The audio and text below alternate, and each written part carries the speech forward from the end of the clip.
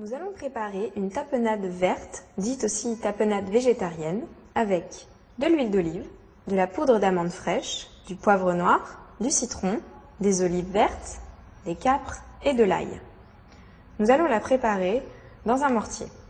Pour commencer, pilez l'ail, les capres et les olives dans le mortier.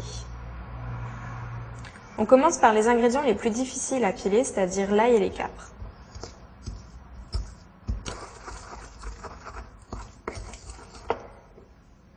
Ajoutez les olives par petites quantités.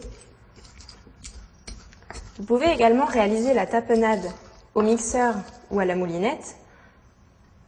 La consistance sera différente, elle sera plus crémeuse. Le fait de réaliser la tapenade au mortier fait qu'il reste quelques morceaux et lui donne un côté un peu plus rustique et fait maison surtout.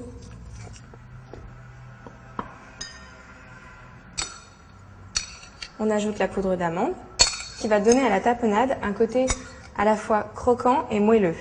C'est-à-dire qu'elle va lui donner un peu plus de consistance et surtout beaucoup de douceur. Poivrez.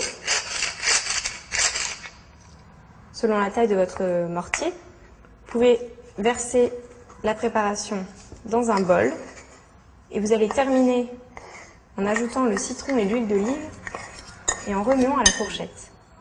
Pas besoin de saler la tapenade si vos olives étaient conservées dans une saumure au sel. Maintenant, il est toujours conseillé de goûter avant d'apprécier si la tapenade est suffisamment ou pas assez salée.